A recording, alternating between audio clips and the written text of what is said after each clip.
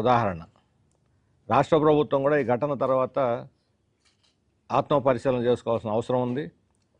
చెప్తున్నటువంటి మాటలకి, గంజాయి నిర్మూలనకి పెద్ద ఎత్తున క్యాంపెయిన్ చేయటం, చర్యలు తీసుకున్నామంటాం, అరెస్టులు చేస్తున్నామని చెప్పడం తప్ప ఆచరణలోకి వచ్చేసరికి అది ఏమాత్రం ప్రభావితం చేసేటువంటి విధంగా కూడా లేదు. నెల్లూరు ఘటన మీద రాష్ట్ర ప్రభుత్వం యొక్క స్పందన కూడా సంతృప్తికరంగా లేదు. అక్కడ పోలీసు యంత్రాంగం వెంటనే స్పందించింది, కొన్ని చర్యలు తీసుకుంది, అంతవరకు సంతోషం. కానీ ఇక్కడ రాష్ట్ర ప్రభుత్వం, హోంమంత్రి కానీ, నేను హోంమంత్రికి ఉత్తరం రాశాను, ఆ తర్వాతైనా స్పందిస్తారేమో అనుకుంటే రాష్ట్రంలో చిన్న చిన్న ఘటనల మీద కూడా స్పందిస్తారు, రాజకీయ ఘటనల మీద స్పందిస్తారు. రాజకీయ ఘటనలో చనిపోయిన వాళ్ళ, హత్యలు చేయబడ్డ వాళ్ళకి, రాజకీయ ముఠా కుమ్ములాటలో చనిపోయినటువంటి వాళ్ళకి పెద్ద ఎత్తున ప్రభుత్వమే సహాయం చేస్తుంది. కానీ ముఖ్యమంత్రి కానీ, హోమ్ మినిస్టర్ కానీ ఏమాత్రం దీని మీద స్పందించడం లేదు. కనీసం మాట మాత్రంగా కూడా ఖండించలేదు, ఆ కుటుంబాన్ని పరామర్శించలేదు. ఇంతవరకు ఉన్నతాధికారులు కూడా ఎవరు వెళ్ళి కుటుంబాన్ని పరామర్శించింది లేదు. స్థానిక ఎమ్మెల్యే పోయి మాట్లాడి ఉండొచ్చు. కానీ ఇక్కడ రాష్ట్ర వ్యాప్తంగా రాష్ట్ర ప్రభుత్వం ఒక పెద్ద క్యాంపెయిన్ తీసుకున్నప్పుడు ఆ క్యాంపెయిన్ పట్ల చిత్తశుద్ధి, నిజాయితీ ఉంటే దానికి ఆ మాఫియాకి, గంజాయి మాఫియాకి బలైనటువంటి కుటుంబం పట్ల మీ బాధ్యత ఇదేనా? ఈ ఘటనను స్పందించే తీరు ఇదేనా అని చెప్పి మేము ప్రశ్నించదలుచుకున్నాం. కనీసం ఖండించడానికి కూడా మీకు నోరు రాలేదా? ముఖ్యమంత్రి గారికి కానీ, హోమ్ మినిస్టర్కి కానీ మీరు ఖండించడానికి కూడా మీకు నోరు రాలేదని చెప్పి మేము అడుగుతా ఉన్నాం. ముఖ్యమంత్రి గారు ఒక సభలో, మొన్న గోదావరి జిల్లాలో జరిగినటువంటి అక్కడ ఒక సభలో మాట్లాడేటప్పుడు నెల్లూరులో ఉన్న లేడీ డాన్ల గురించి మాట్లాడారు. దాన్ని రాజకీయ విమర్శ కోసం ఉపయోగించుకున్నారు తప్ప ఆ లేడీ డాన్ల యొక్క గ్యాంగ్స్టర్ అఘాయిత్యానికి బలైనటువంటి ఒక యువకుడిని, ఆ ప్రాంతంలో ప్రజలందరూ బాగా ప్రేమిస్తున్నటువంటి యువకుడు, గంజాయి మీద పోరాడి ప్రాణాలు వదిలినటువంటి, ప్రజల కోసం ప్రాణాలు వదిలాడు, రాజకీయాల కోసం కాదు. సిపిఎం కార్యకర్త కావచ్చు, కానీ అతను ప్రాణాలు వదిలింది ప్రజల కోసం, సమాజం కోసం. సమాజాన్ని పీడిస్తున్నటువంటి ఒక పెద్ద మహమ్మారికి వ్యతిరేకంగా బలిదానం చేశాడు.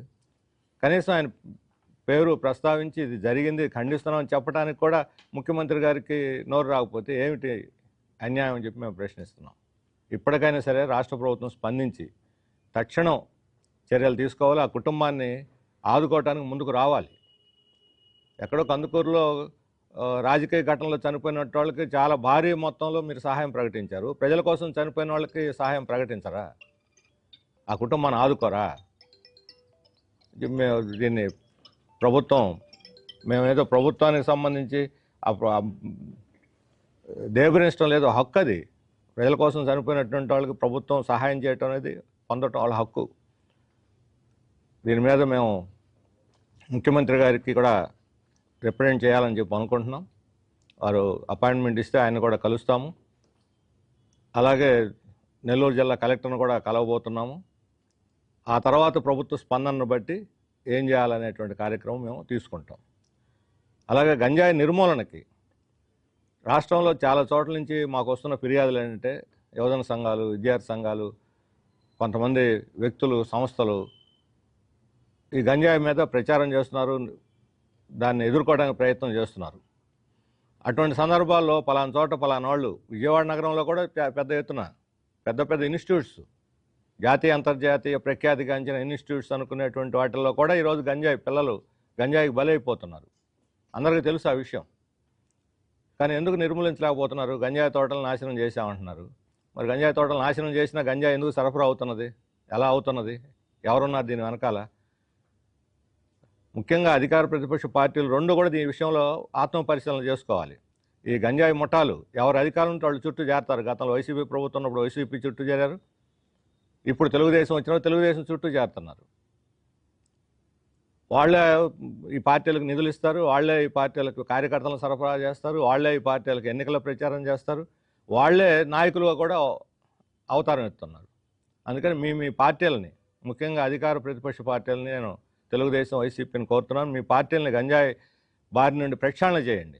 మీకు చిత్తశుద్ధి, నిజాయితీ ఏమాత్రం ఉన్నా దీన్ని నిర్మూలించాలని కాంక్ష ఉన్నా, సమాజం పట్ల ఏమాత్రం బాధ్యత ఉన్నా మీ పార్టీలో ఉన్నటువంటి గంజాయి పెడలర్స్ని, గంజాయి సరఫరాదారుల్ని, గంజాయి ఉత్పత్తి చేసేవాళ్ళని, వ్యాపారం చేసేవాళ్ళని మీ దరి చేరకుండా వాళ్ళందరినీ కూడా బహిష్కరించి మీరు ప్రక్షాళన చేసుకోండి పార్టీని. ఆ తర్వాత ఎన్ని మాట్లాడినా దానికి విలువ ఉంటుంది. వాళ్ళని మీ పార్టీలో చేర్చుకొని వాళ్ళ సహకారం పొందుతూ ఎన్ని ఉపన్యాసాలు చేసినా ఉపయోగం లేదు. అధికార యంత్రాంగం కూడా ఏం చేయలేదు. కొన్ని చోట్ల పోలీస్ స్టేషన్లకు వెళ్ళి ఫిర్యాదులు చేస్తుంటే ప్రజలు, ఎందుకమ్మా వాళ్ళతో పెట్టుకుంటారు మీరు, ఎందుకయ్యా వాళ్ళతో పెట్టుకుంటారు, ఇది పోలీసుల నుంచి సమాధానం. మాకు నేరుగా వస్తున్న ఫిర్యాదులు ఇవి. ఇప్పుడు ఈ పద్ధతిలో ఉంటే రేపొద్దున చాలామంది పెంచలే బలైపోతారు. ఈరోజు నెల్లూరు పెంచలేయా, రేపొద్దున ఇంకో పెంచలేయా, మరో పెంచలే బలి కాకుండా ఉండాలంటే ప్రభుత్వం కఠినంగా వ్యవహరించడే కాదు, చేతల్లో చూపెట్టాలి. ప్రచారం చేస్తే చాలదు, నిర్మూలనకి గట్టి చర్యలు తీసుకోవాలి. దీని మీద పోరాడే వాళ్ళకి మద్దతు కూడా ఇవ్వాల్సిన అవసరం ఉంది. ప్రభుత్వం అండగా ఉండాలి. అటువంటి స్పందన ఏమీ ఇప్పటివరకు కనిపించలేదు, సంతృప్తికరంగా లేదు. అందుకని ప్రభుత్వం తన తీరు మార్చుకొని దీన్ని ఎండగట్టాలి, దీన్ని నిర్మూలించడంలో చిత్తశుద్ధితో వ్యవహరించాలని చెప్పి నేను కోరుతున్నాను. ఇక రెండో విషయం, ఈరోజు మెడికల్ కాలేజీలకు సంబంధించిన విధి విధానాలను కొన్నిటిని విడుదల చేసినట్టు మీడియాలో వచ్చింది. జీవోలు కూడా ఇచ్చుంటారు. గతంలో పీపీపీల కింద విధాన పత్రం ప్రకటించారు. 4 మెడికల్ కాలేజీలను ఇప్పుడు మొదటి దఫా పీపీపీల కింద వాళ్ళు ఎక్స్ప్రెషన్ ఆఫ్ ఇంట్రెస్ట్ ఆహ్వానిస్తూ దానికి విధి విధానాలు చేశారు. ఈ విధి విధానాలు చూస్తే బోర్డు ప్రభుత్వానిది, పెత్తనం ప్రైవేట్ది. ప్రభుత్వ మెడికల్ కాలేజీలను బోర్డు పెడతారట, కానీ పెత్తనమేమో ప్రైవేట్. దానికి అనుబంధంగా వాళ్ళకి భూములు ఇచ్చినటువంటి భూముల్లో వాళ్ళు డెంటల్ కాలేజీలు పెట్టుకోవచ్చు, నర్సింగ్ కాలేజీలు పెట్టుకోవచ్చు, ఇంకేదైనా వైద్య ఫిజియోథెరపీ పెట్టుకోవచ్చు. మరి ఇన్ని రకాలుగా పెట్టుకోవడానికి అవకాశం ఇచ్చినప్పుడు వాటన్నిటిలోనూ అడ్మిషన్స్ ఎలా జరుగుతాయి, వాటన్నిటిలోనూ అది ప్రభుత్వం ఉంటుందా, సీట్లు అమ్ముకుంటారా, వాటిని క్యాపిటేషన్ ఫీజు వసూలు చేసుకొని లాభం సంపాదిస్తారా? వాటిలో 3% గవర్నమెంట్కి ఇస్తే సరిపోద్దట. ప్రజలకేంటి లాభం?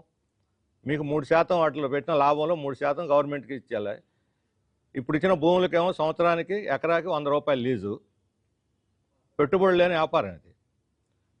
వీళ్ళు చెప్పే ఇప్పుడు 50% సీట్లలో, కన్వీనర్ సీట్లలో ఇతర అన్ని రాష్ట్రాల్లో ఇప్పటివరకు పీపీపీ కింద పెట్టిన ప్రతి రాష్ట్రంలో గవర్నమెంట్ కోటా కింద, కన్వీనర్ కోటా కింద, నీట్ కోటాలో సీట్లు పొందిన వాళ్ళ దగ్గర కూడా 8 లక్షల నుంచి 12 లక్షల దాకా వసూలు చేస్తున్నారు.